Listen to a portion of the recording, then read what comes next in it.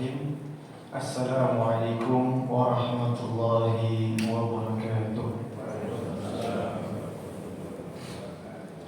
Bismillah, alhamdulillah, salatu wassalamu ala rasulillah wa ala alihi wa sahbihi wa man wala. Subhanaka la ilma lana illa ma 'allamtana innaka antal alimul hakim. Rabbi shrah li sadri wa yassir li amri wa hlul 'uqdatam min lisani yafqahu qawli. Alhamdulillah, pada pagi hari ini, pada waktu-waktu yang insyaallah turun rahmatnya Allah, kita menjadi salah satu daripada orang-orang yang Allah pilih dapat bangun atau kita sebut sebagai qiyamul lail, ya, yang di dalamnya Allah janjikan bahwa sesungguhnya Allah Subhanahu wa taala itu turun di sepertiga malam. Ya, turun bukan dalam artian secara zat, tetapi yaitu rahmat-rahmatnya Allah taala. Barang siapa yang bangun di sepertiga malam, maka sama saja dia menyambut daripada segala macam rahmat-rahmat Allah taala.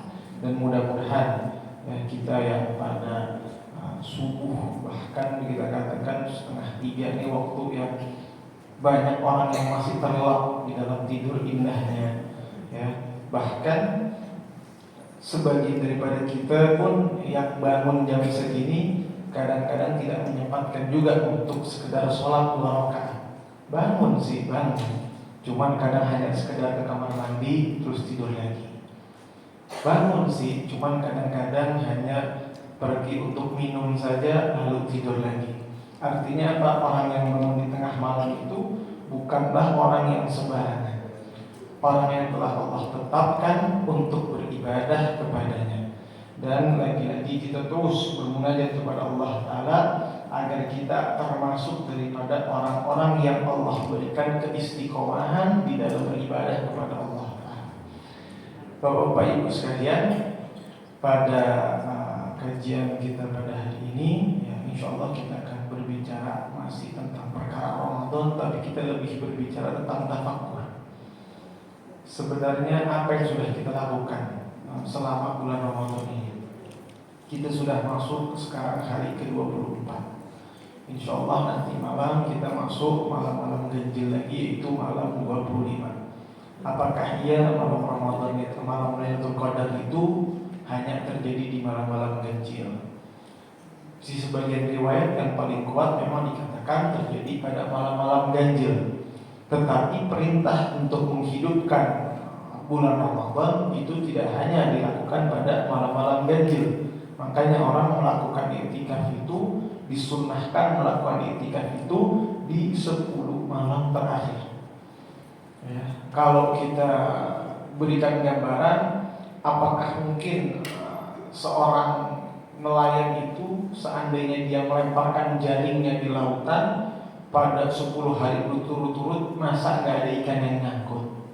Kira-kira gambarannya seperti itu. Maka kita sendiri yang pada malam-malam hari ini bangun, tujuannya hanya satu. Tujuannya apa? Ya untuk, ya mudah-mudahan 10 hari yang kita jaring, 10 malam hari terakhir ini ada malam Lailatul Qadar.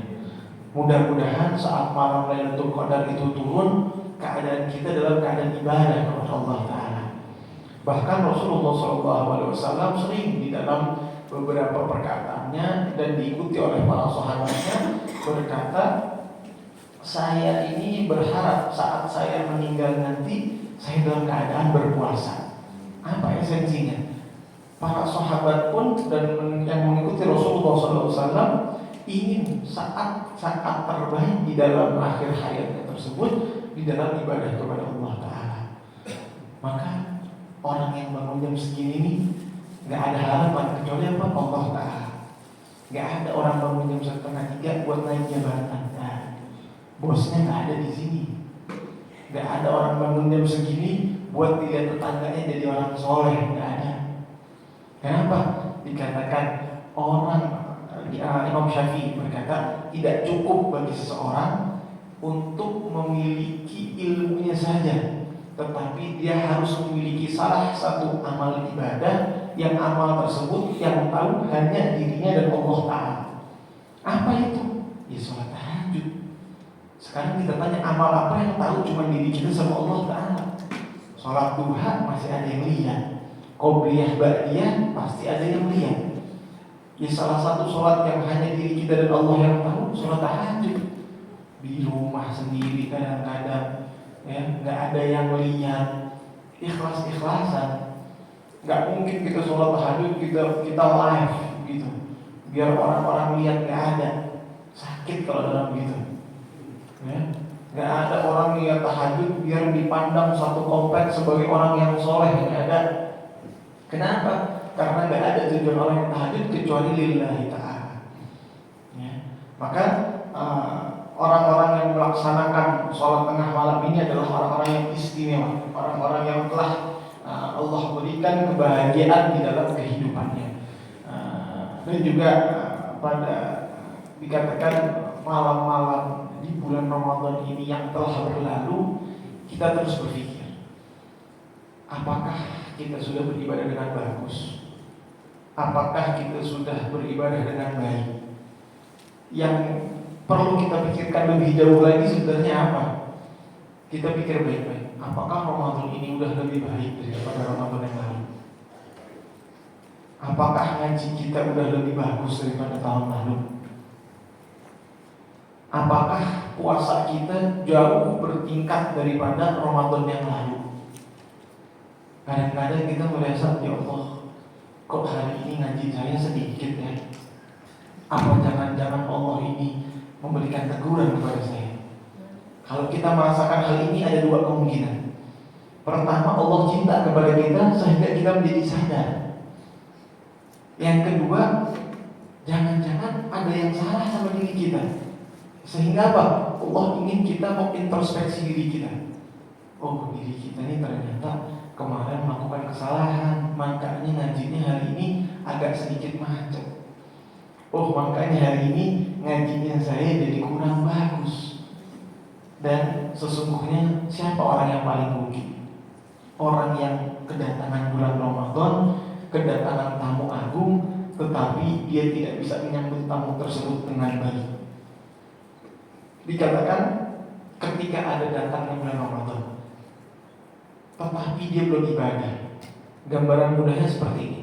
Bulan Ramadan ini kalau kita gambarkan sebagai bulan diskon yang lagi besar-besarnya.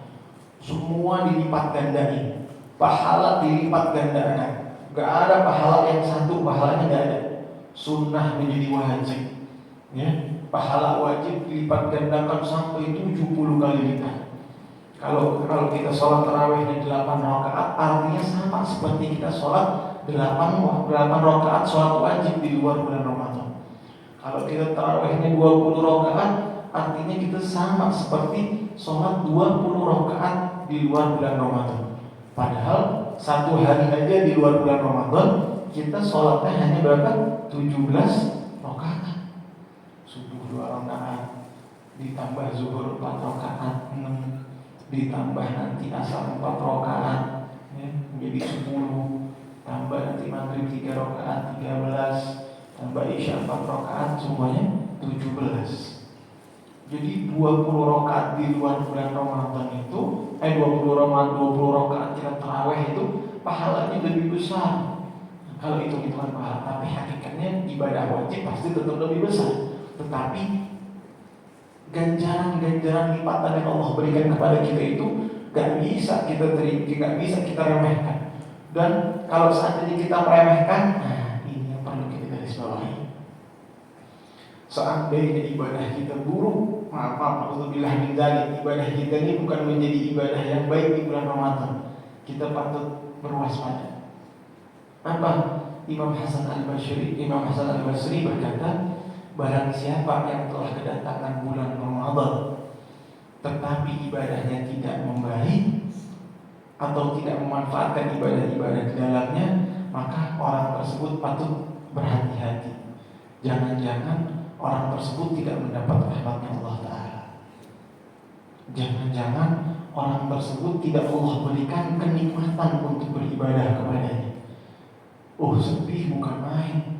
Datang bulan agung, datang bulan yang mulia, datang bulan yang Dikatakan seandainya manusia itu tahu mulianya bulan Ramadan, niscaya dia minta bulan Ramadan itu datangnya 1 tahun penuh, bukan hanya 1 bulan saja. Kenapa? Saking berkahnya. Salah satu keberkahan di bulan Ramadan itu gambarannya biar gampang manusia apa? Orang kalau di bulan Ramadan dagang apa aja laku. Bahkan sebagian yang dagang bilang, dagangan saya kalau di bulan Ramadan itu lakunya itu, untungnya itu ngalah-ngalahin untung 1 tahun. Nah, di bulan Ramadan pahala kita tuh kira-kira seperti itu. Kita kalau di bulan Ramadan kita nggak benar-benar dagang berarti kepada Allah Ta'ala dengan cara apa? Ibadah, banyakin baca Al-Quran, ya, banyakin segala macam ibadah-ibadah kepada Allah Ta'ala, kita rugi. Ya. Kenapa? Ya, bulan yang nggak akan dapat digantikan dengan bulan-bulan lainnya. Bulan-bulan yang di dalamnya banyak sekali kemuliaan-kemuliaan, sehingga kalau seandainya kita tinggalkan yang sedikit saja, kita merasa rugi. Saya sering di beberapa tempat, saya bilang begini, banyak di antara kita yang sholat tarawihnya alhamdulillah 8, sebagian lagi alhamdulillah tarawihnya 20. Tapi apa? Ba'diyah Isya'nya ditinggal. Ba'diyah Isya' ini kalau kita kasih gambaran dibandingkan dengan sholat tarawih, itu yang satu ikannya ikan salmon misalnya. Ikan sholat ba'diyah ini ikan salmon. Di sholat tarawih ini ikan apa? Ikan bandeng misalnya. Enak sih dimakan, tapi harganya beda. Yang satu harganya lebih mahal. Nah kan lucu ketika ada ikan yang lebih mahal kita tinggalkan, tapi kita melaksanakan, kita ngambil ikan yang harganya lebih murah. Artinya apa? Kualitas sholat sunnah rawatib ini di atas semua sholat sunnah lainnya. Qobliyah ba'diyah itu sholat sunnah yang nomor 1, ya, dibandingkan dengan sholat sunnah apa. Makanya dikatakan sebagian riwayat sholat sunnah rawatib itu pahalanya itu dapat menggantikan ibadah sholat wajib. Dan sebagian lagi ada lagi, nggak cuma ba'diyah isya. Kadang-kadang sholat tarawihnya udah 20 rakaat, aduh capek nih, istirahat dulu bangun sahur nanti. Bangun sahur, ternyata bangunnya telat, mepet-mepet dekat sholat subuh, minum, makan, selesai langsung azan subuh. Ketinggalan sholat apa? Sholat witirnya.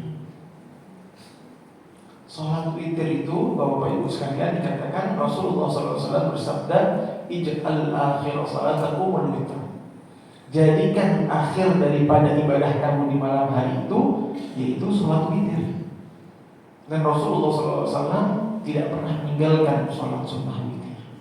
Jadi kalau kita timbang lagi nih pahalanya witir sama sholat tarawih, oh ternyata witir itu di luar bulan Ramadan Rasul masih sholat. Artinya apa? Saking kadang-kadang kita nih yang kecil-kecil kita anggap remeh, akhirnya witirnya ditinggali. Jangan. Yang sunnah-sunnah kalau kita nggak pintar milih-milihnya, milih-milih dalam arti kita remehkan yang satu dibandingkan yang lainnya, akhirnya kita suka meninggalkan. Jadi jangan pernah meninggalkan salah satu ibadah apapun di bulan Ramadan kalau alasannya hanya untuk menunda-nunda. Karena biasanya kalau menunda-nunda kebaikan, lama-lama dia akan biasa meninggalkan yang wajib. Sebuah kaidah dikatakan seperti ini, orang yang biasa melakukan ibadah sunnah, insya Allah yang wajib tidak bakal ditinggal. Orang yang rajin qobliyah, orang yang rajin ba'diyah, insya Allah sholat wajibnya nggak bakal dia tinggal. Tapi ada garis bawahi. Tapi kalau orang biasa melakukan sesuatu yang makruh, lama-lama dia biasa melakukan yang haram. Ya. Mungkin kecil, mungkin dianggap biasa, tapi kalau sering terus berulang-ulang dilakukan, maka hal tersebut akan menjadi kebiasaan dan jatuh kepada sesuatu yang haram. Dan mudah-mudahan kita nggak termasuk orang yang suka melakukan hal-hal keburukan tersebut. Amin ya rabbal alamin. Bapak Ibu sekalian dirahmati Allah Ta'ala, kita sekarang ini sudah berada di malam ke-24 yang insya Allah besok kita mulai masuk 25, 26, 27, 28, 29. Minimal Ramadan 29 hari, maksimal 30 hari. Artinya paling cepat kita punya puasa 5 hari lagi, paling banyak kita punya puasa 6 hari lagi. Kira-kira 6 hari lagi ini mau kita isi dengan apa? Apakah ibadah yang kemarin sudah cukup? Apakah ibadah yang lalu itu sudah kita rasa baik? Apakah gas mobil kita ini masih kita injek terus? Apa udah mulai banyak remnya? Kalau seandainya masih banyak gasnya, terusin. Jangan sampai kita kendorin ibadah kita. Kenapa? Karena ibadah-ibadah di bulan Ramadan ini, seandainya kita menjadi orang yang istiqomah, insya Allah percaya di akhir Ramadan kita termasuk min utaqaik, termasuk orang-orang yang Allah berikan keselamatan daripada api neraka Allah Ta'ala. Ya, siapa yang gak mau selamat dari api neraka Allah Ta'ala? Bohong kalau ada orang yang bilang, enggak, saya ini gak takut sama api neraka.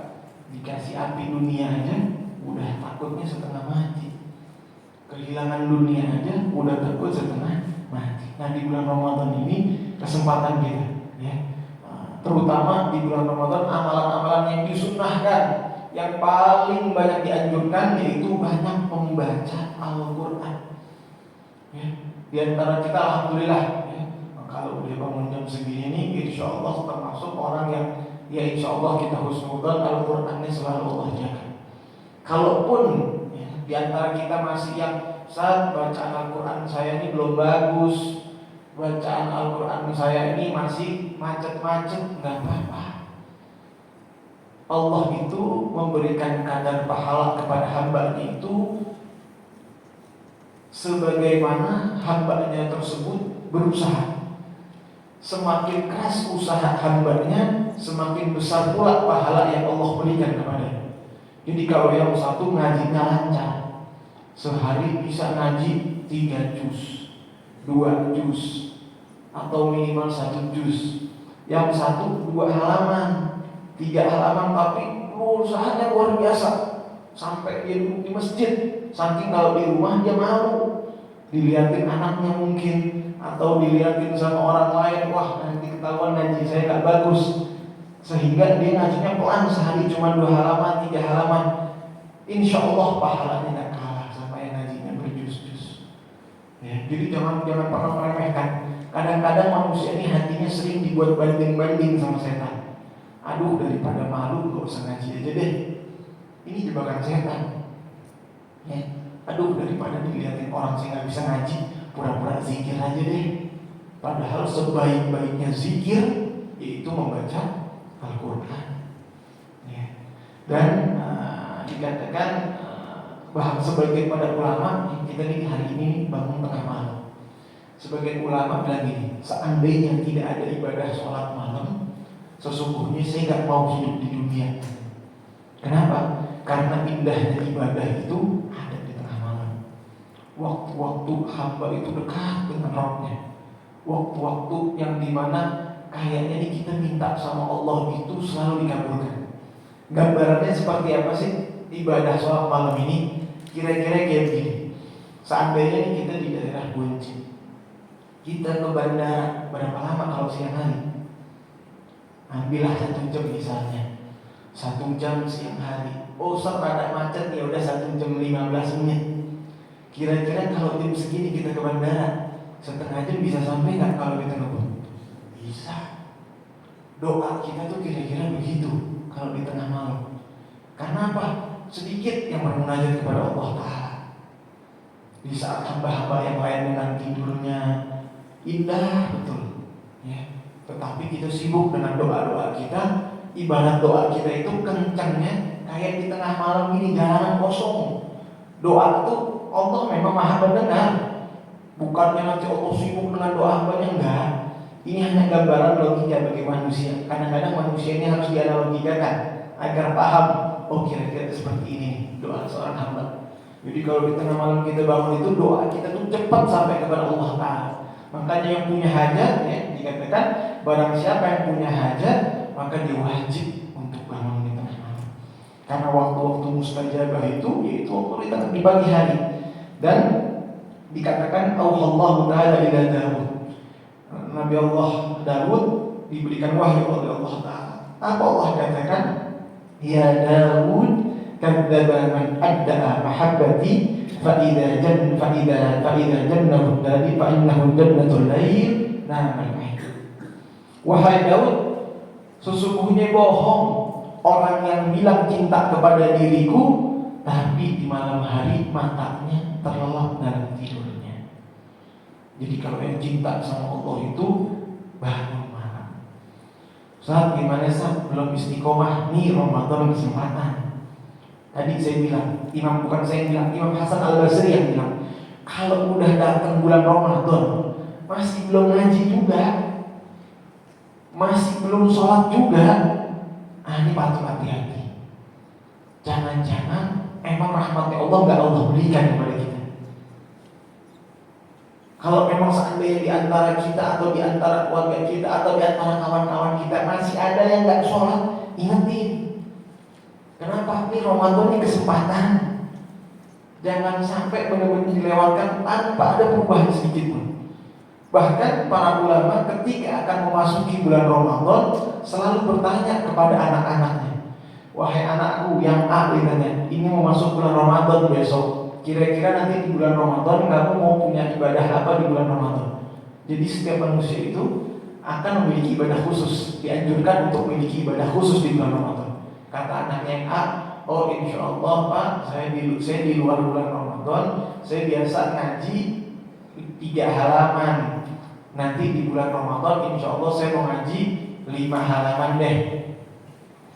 Lalu anak yang kedua ditanya, kalau kamu bagaimana wahai anakku? Oh saya di luar bulan Ramadan Pak, saya nggak pernah sholat qobliyah ba'diyah.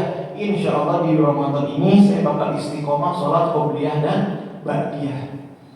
Yang ketiga ditanya anaknya, anak kamu bagaimana wahai anakku? Oh di luar bulan Ramadan saya sering ninggalin sholat witir. Insya Allah di Ramadan ini saya nggak bakal ninggalin sholat sunnah witir. Apa? Kenapa kejadian ini ditanya oleh orang tua yang tersebut yang seorang ulama? Dikatakan bahwasanya seseorang itu harus memiliki ibadah yang di luar bulan Ramadan dia nggak lakuin, tapi di Ramadan dia lakuin. Misal di luar Ramadan, saya di luar Ramadan ini nggak pernah ngaji, tapi alhamdulillah di Ramadan ini saya ngaji. Sebagian di antara kita kalau di luar Ramadan nggak ngaji, di Ramadan ngaji, ini suka dicengin kalau kata orang. Gaya banget lu ngaji-ngaji, biasa juga sholatnya ditinggal-tinggal. Jangan, yang begini-gini jangan ditinggal, jangan didengerin. Jangan didengerin. Kenapa? Cobaan. Karena apa? Sesungguhnya yang punya ibadah khusus di bulan Ramadan itu orang yang selamat. Itu Allah pilih orang tersebut untuk ibadah kepadanya. Jadi kalau di luar bulan Ramadan kita biasanya nggak ngaji, di bulan Ramadan ini kita ngaji. Alhamdulillah, bersyukur kita punya ibadah yang khusus kita lakukan di bulan Ramadan. Kalau setelah bulan Ramadan gimana saat ditinggalin? Jangan sampai dong. Kalau bisa diistiqomahkan terus sehingga apa?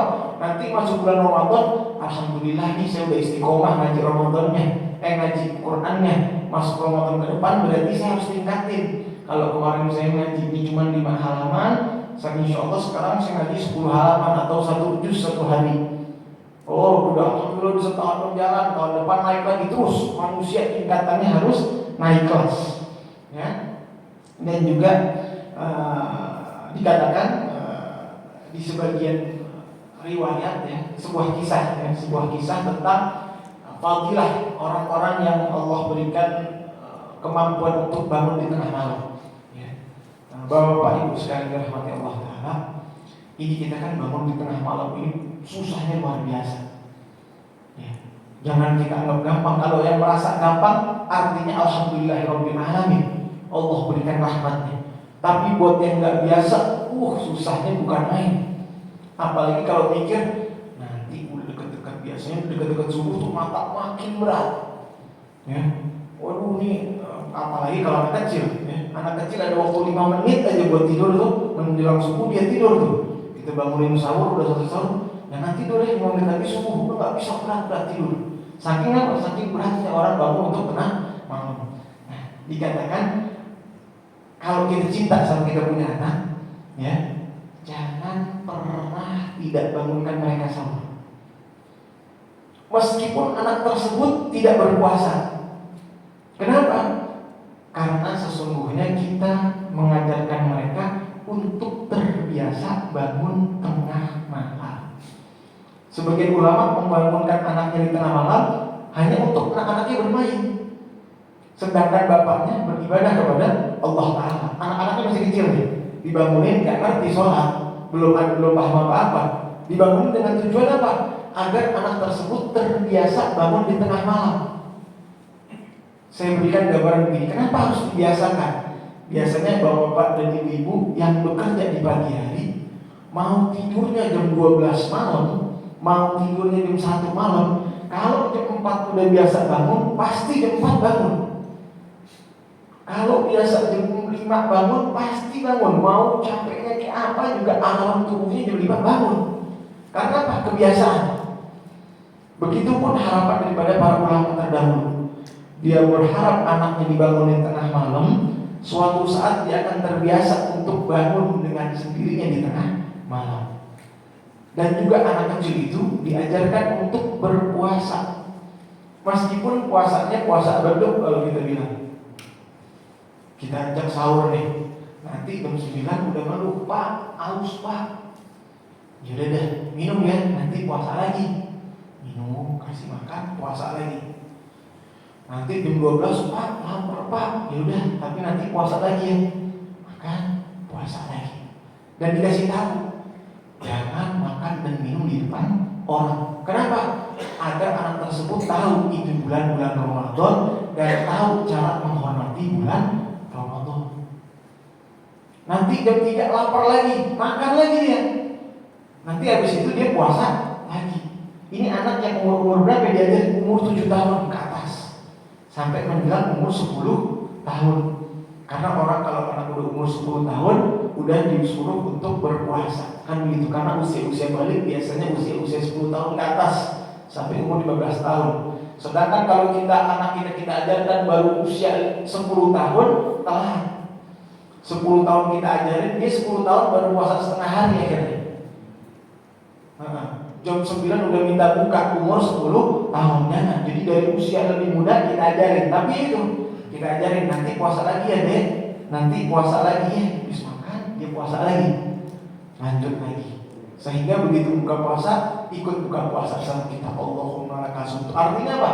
Kita membiasakan anak kita untuk berpuasa pada bulan Ramadan. Bapak dan ibu yang dirahmati Allah Ta'ala, salah satu fadilah juga di bulan Ramadan, jadi kita katakan bangun malam, ada sebuah kisah ya, daripada soalan lain yang ada dikatakan idqala malakun minal mamluku man lahu hajat fayati akhir laili sa'aqdi lahu jami'al hajat. Dikatakan ada seorang raja berkata kepada masyarakatnya, kepada rakyatnya, barang siapa yang punya hajat datang ke istanaku nanti tengah malam, katanya, niscaya akti hajatu, maka akan saya penuhi segala macam hajat-hajat keinginan dia. Lalu dikatakan apa? Saya dinas ilaihi walau fi dzalikal waqt. Dikatakan oleh asistennya, kalau jam segitu Pak, jam segitu raja, mau jam 12 malam, mau jam 3 subuh, kalau raja janji kayak gitu, orang pasti datang. Nah kita kalau misalkan Pak Gubernur bilang yang punya keinginan apapun saya bakal penuhin, datang ke kantor gubernur jam 3 pagi, kira-kira kita datang nggak? Udah datang. Pak Gubernur, saya mau mobil Pak Gubernur, saya kasih. Pak Gubernur, saya mau tanah, saya kasih. Nggak ada yang nggak datang. Mau jam 3 juga pasti datang. Fakaifa idza kana dzalika nida' min khalqi kulli syai'. Bagaimana seandainya panggilan tersebut datangnya dari Allah Ta'ala yang memiliki segala-galanya. Kita datang di tengah malam, jam 3 malam, kita minta kepada Allah Ta'ala yang punya segala-galanya. Apakah Allah gak kasih kepada kita? Pasti Allah kasih. Tinggal kapan Allah kabulkan doa kita tersebut. Karena yang Allah terima doanya itu bukan yang kita inginkan, tapi yang terbaik bagi hamba tersebut. Ya. Dan dikatakan sebagaimana tadi di ayat Al-Quran, yanzilu rabbuna kulla lailatin ila as-sama'i dunya, dalam hadis Nabi sallallahu alaihi wasallam di dalam kitab hadis Sahih Bukhari, yanzilu rabbuna kulla lailatin ila as-sama'i dunya hina yabqa thuluthul akhir fayaqul man yad'u fastajibu lahu man yas'aluni fa'atihi wa man yastaghfirni faghfir lahu. Allah berjanji apa? Barang siapa yang bangun di tengah malam, ya, maka barang siapa yang berdoa kepadaku, kata Allah Ta'ala, kami Allah yang ngomong ini di dalam kitab hadis Sahih Bukhari, barang siapa yang berdoa kepadaku fastajibu lahu, maka akan aku kabulkan. Lalu dikatakan waman yas'alani fa'atihi, dan barang siapa yang meminta kepadaku akan aku berikan. Wa yastaghfirni faghfir lahu, barang siapa yang memohon taubat, mohon ampun kepadaku, akan aku ampuni dosanya. Apakah janji Allah tidak bakal ditepati? Pasti Allah tepati. Janji Allah pasti Allah kabulkan. Kalau Allah udah bilang kayak gini, kita yakin dengan segala macam Allah, janji-janji Allah tersebut. Dan diceritakan juga tentang fadilah daripada sholat malam. Ya, ini menjadi motivasi kita, karena kita masih punya 5 hari lagi, 6 hari lagi menuju hari kemenangan. Ya, kita masih wajib untuk memotivasi diri kita untuk bangun malam. Ya, dikatakan lamma tala sabi hadhihi ayat, suatu hari seorang anak ngaji Al-Quran sampai pada ayat ya ayyuhal muzammil, artinya wahai orang-orang yang berselimut. Orang-orang berselimut kira-kira kapan? Malam hari, ya. Anaknya tanya, qala liwalidihi, bertanya kepada orang tuanya. Yukhatibu man rabbi, Allah sedang bilang kepada siapa ini, wahai ayahku. Qala lahu yukhatibul habib Muhammad, kata orang tuanya, ini Allah lagi berbicara kepada Nabi Muhammad sallallahu alaihi wasallam. Falamma balagha qouli ta'ala, akhirnya anaknya ngaji lagi sampai kepada ayat apa? Qumil laila, bangunlah kalian di tengah malam. Ditanya lagi sama anaknya. Qala liwalidihi limadza la taqumul lail, wahai bapak, kenapa kok bapak tak bangun tengah malam? Padahal ayatnya bilang ya ayyuhal muzammil qumil laila, bangunlah kamu malam. Kenapa bapak tak bangun di tengah malam? Bapaknya pintar nih, bapaknya ngeles. Apa bapaknya bilang? Hada illa rasul, ini yang disuruh siapa? Rasul, bukan bapak. Bapaknya tidur kebetulan. Falamma balagha qouli ta'ala, sampai pada ayat selanjutnya. Wa qa'ifatun minal ladina ma'a, apa ayat selanjutnya? Dan golongan-golongan yang bersamanya, maksudnya bersama Rasul sallallahu alaihi wasallam. Anaknya cerdas. Ditanya lagi, apa? Qala walidihi manil muradu bi ta'ifah, siapa yang dimaksud golongan yang bersama-sama Rasul, wahai ayah? Apa nih bapaknya bilang? Bapaknya ngeles lagi. Hum ashabur Rasul, yang dimaksud golongan yang bersama Rasul itu ya sahabat-sahabatnya Rasul. Faqala lahu wa anta limadza la taqumul lail, bapak kenapa kok enggak bangun malam? Faqala haulai ahlul quwwah, mereka itu orang-orang yang memiliki kekuatan buat bangun malam. Ini bapaknya karena enggak bangun malam nih. Ditanya sama anak itu, dicecer pertanyaan, enggak, ini bukan saya, ini perintahnya Rasul. Oh, itu bukan setelah Rasul yang bersama golongannya sahabatnya. Oh, kalau sahabat bilang kok Rasul enggak ikut, oh mereka orang punya kekuatan, bapak enggak punya kekuatan. Akhirnya apa anak bilangin? La khaira fi rajulin lam yasluk maslakan Muhammadin wa la ashabi Muhammadin sallallahu alaihi wasallam. Apa anaknya bilang? Sesungguhnya wahai ayah, tidaklah ada kebaikan bagi siapapun yang tidak berjalan di atas jalannya Nabi Muhammad ataupun jalannya para sahabatnya Nabi Muhammad sallallahu alaihi wasallam. Akhirnya apa? Semenjak malam tersebut, ayahnya tidak pernah meninggalkan daripada sholat malam. Bapak Ibu yang dirahmati Allah Ta'ala, dari kisah ini kita bisa lihat bahwasanya seorang anak kalau kita didik dengan baik, hasilnya kita sendiri yang akan mendapatkannya. Anak ini kalau kita didik seperti tumbuhan yang kita atur sejak pertama kali kita tanam. Kalau pohon kita tanam baik-baik dari kecil, batangnya kita belokin, kira-kira belok apa enggak? Belok. Kalau batangnya nggak kita arahin, dia akan tumbuh dengan sendirinya apa enggak? Tetap akan tumbuh dengan sendirinya. Apakah jaminan tumbuhnya akan lurus ke atas? Belum tentu. Tapi seandainya kita memiliki anak, ya, kita nggak atur, suatu saat dia akan tumbuh dengan sendirinya. Kalau suatu saat pohon tersebut akan bengkok, ketika kita akan kita luruskan, dia akan patah. Artinya apa? Kalau kita dari kecil nggak ngajarin dia sholat, pas udah gede kebiasaan nggak sholat, kita suruh sholat, susahnya bukan main. Susahnya bukan main. Makanya kalau kita cinta sama kita punya anak, bangunin mau kata sholat subuh. Kasihan, betul kasihan. Nggak tega tidurnya ngeliatnya enak, betul. Tapi kalau kita pengen anak kita tumbuh dengan baik, tumbuh sesuai dengan arahnya dengan bagus, bangunin dia. Sehingga tumbuhnya dengan baik dan tidak sulit kita untuk mengarahkannya ketika dia sudah mulai berusia dewasa, ya. Terutama masalah ibadah kepada Allah Ta'ala, ya. Karena kenapa?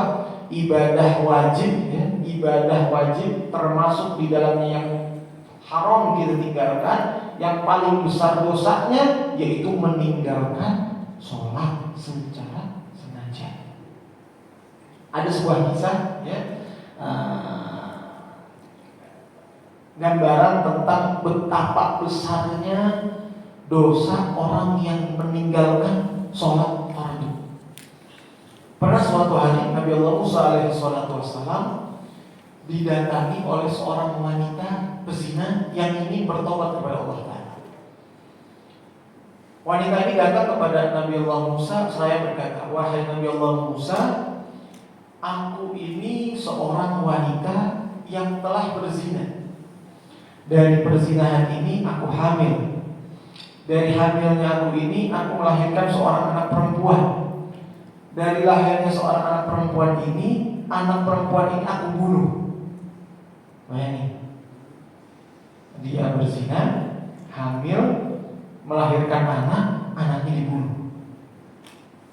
Begitu mendengar kisah ini, belum selesai orang ini berkata, dia bilang, saya bertobat kepada Allah Ta'ala, maka saya meminta kepada engkau wahai Nabi Allah Musa untuk memintakan ampun atas dosa-dosa yang aku perbuat. Kenapa wanita ini minta kepada Nabi Musa? Karena orang-orang yang sholihin ini, orang-orang yang dekat kepada Allah Ta'ala ini, doanya lebih mustajabah. Makanya kita punya kebiasaan kalau ada kiai, ada habib, ada ustaz, kita suka minta doa. Beb, ustaz, doain anak saya biar begini. Kenapa? Karena orang-orang yang ini punya kedekatan kepada Allah Ta'ala, doanya lebih dimustajabah. Maka wanita ini meminta kepada Nabi Allah Musa untuk memintakan taubat atas dosa dirinya. Nabi Allah Musa pas tahu dosa perempuan ini apa? Dia bilang, wahai perempuan, wahai fulana, pergi kamu dari sini. Sesungguhnya saya takut murkanya Allah itu tidak hanya jatuh kepada engkau, tetapi juga jatuh kepada kami yang ada berada di sekitarmu. Kita kalau pernah dengar ceritanya kayak Haji Zainuddin MZ, ya, elu yang mabuk, elu yang maksiat, elu yang dosa, tapi yang kena bencananya kita semua. Pernah dengar begitu, ya? Itu kisahnya kira-kira seperti itu. Orang kalau buat maksiat di satu daerah, sekitarnya itu kena. Begitupun dengan kebaikan yang kita buat. Satu kebaikan kita buat, sholat malam bersama-sama, ini sekitar sini nih dapat rahmat Allah semua. Dilanjut cerita tadi, begitu wanita tersebut datang dalam keadaan meminta ampun kepada Allah Ta'ala, meminta didoakan oleh seorang hambanya yang sholihin agar diampuni dosanya, tetapi sama Nabi Allah Musa justru ditolak doanya. Wanita ini hancur. Siapa yang gak hancur? Orang yang mau tobat, datang kepada orang soleh tetapi ditolak, pergi dalam keadaan sedih. Ketika pergi dalam keadaan sedih, Datang malaikat Jibril yang diutus oleh Allah Ta'ala. Ini perhatian betul-betul. Apa dikatakan oleh malaikat Jibril? Wahai Musa, bukankah engkau tahu sesungguhnya ada dosa yang lebih besar daripada yang dilakukan oleh wanita tadi? Wanita tadi datang dalam keadaan ingin bertobat kepada Allah Ta'ala. Orang kalau udah datang dalam keadaan tobat oleh Allah Ta'ala, mustahil Allah tidak ampuni dosanya. Nabi Allah Musa kaget, dosa apa wahai malaikat Jibril yang lebih besar daripada seorang wanita yang berzina? Dari zinanya dia hamil, dari hamil dia ngelahirin anak perempuan, dia hamil perempuannya ini dia bunuh anaknya. Apa dikatakan oleh malaikat Jibril? Dosa yang lebih besar daripada itu adalah dosa bagi siapapun yang meninggalkan sholat secara sengaja. A'udzubillah min dzalik. Maka jangan kita anggap dosa kita maksiat segala macam itu dosa gede, bukan. Ada dosa yang lebih gede, yaitu meninggalkan sholat wajib secara sengaja. Apalagi kalau dianggap sholat wajib itu bukan sesuatu yang wajib, jatuh menjadi kafir.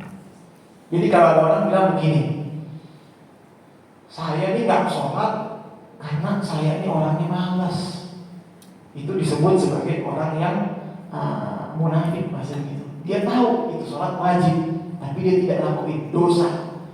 Tapi kalau ada orang yang bilang kira-kira begini, ngapain sih sholat, memang sholat wajib, nah ini bisa jatuh ke kalangan kafir nih. Kenapa? Karena sesuatu yang Allah wajibkan sama dia tidak diwajibkan. Jadi kadang-kadang kita kalau bercanda suka kelewatan. Sholat gak wajib, yang wajib mah ini hati-hati. Ya. Nah maka patut kita ajarkan kepada anak keturunan kita, yang wajib jangan pernah kita tinggalkan. Ya. Jangan sampai kita sholat sunnahnya dilakuin, tapi sholat wajibnya kita tinggalkan. Mudah-mudahan ya kita mulai hari ini usaha kita untuk menjaring malam Lailatul Qadar Allah berikan kepada kita, ya. Dan saat turunnya malam Lailatul Qadar, kita dalam keadaan yang baik, dalam keadaan yang sempurna, dalam keadaan yang Allah berikan rahmat-rahmatnya, dan keluar daripada bulan Ramadan kita menjadi manusia yang jauh lebih baik lagi, menjadi manusia yang sudah lebih naik tingkatannya, menjadi manusia yang sholihin, ya. Dan dari kisah terakhir tadi kita juga dapat mengambil hikmah apa? Sebesar dosa apapun kita, mau sebesar apapun dosa kita kepada Allah Ta'ala, rahmatnya Allah itu lebih luas. Farahmatuka awsa'u min dzunubina. Sesungguhnya rahmatnya Allah itu jauh lebih luas daripada dosa-dosa kita. Jadi jangan pernah malu untuk minta maaf kepada Allah Ta'ala, minta taubat kepada Allah Ta'ala. Insya Allah semua dosa kita semua Allah ampuni semuanya. Amin. Maka kita cukupkan, maka kita tutup dengan doa. Ya, mudah-mudahan segala macam hajat-hajat kita Allah kabulkan, dan Allah berikan kita kekuatan agar terus diberikan kesehatan badan kita untuk terus berpuasa sampai hari terakhir, diberikan tulil umur, diberikan panjang usianya dalam fi taatillah wa fi ridallah, dan juga diberikan kemudahan untuk terus beribadah, dan keluarga kita Allah berikan kemudahan untuk mendirikan ibadah kepada Allah Ta'ala. Yang punya hajat-hajat Allah kabulkan segala macam hajat-hajatnya. Yang rezekinya tadinya Allah berikan sedikit masalah, Engkau berikan segala macam rezeki tersebut menjadi mudah, ya Allah. Ya Rabb, daripada kami ini banyak yang masih jatuh ke dalam maksiat-Mu, ya Rabb, berikanlah kami rasa benci terhadap maksiat tersebut, ya Rabb. Ya Rabb, kami ini hamba-Mu yang lemah. Ya Rabb, kami ini hamba-Mu yang masih membutuhkan pertolongan-Mu, ya Rabb. Maka berikanlah kami petunjuk untuk terus istiqomah beribadah kepada-Mu, ya Rabb. Ya Rabb, berikanlah kami mulai malam hari ini sampai malam-malam menuju malam Lailatul Id-Mu, ya Rabb. Berikanlah kami keistiqomahan untuk terus membaca Al-Quran-Mu, ya Rabb. Ya Rabb, kami ini hamba-Mu yang lemah. Kami ini hamba-Mu yang penuh dengan rasa dosa dan salah. Berikanlah kami kemudahan untuk berpuasa terus sampai bertemu dengan bulan Ramadan yang selanjutnya, ya Rabb.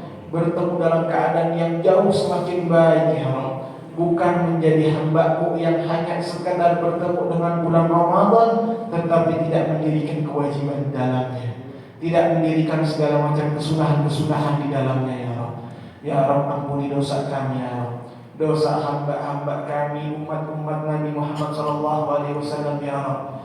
Ya Rabb, di sana ya Rabb, di Palestina saudara kami dalam keadaan yang sulit ya Rabb. Selamatkan mereka ya Rabb. Berikanlah mereka kebahagiaan ya Rabb. Ya Rabb, saudara kami di Palestina saat ini makan dalam keadaan yang sulit, nafasnya pun sulit ya Rabb. Tidak tahu hari ini masih bisa hidup atau tidak ya Rabb. Berikanlah mereka keselamatan ya Rabb.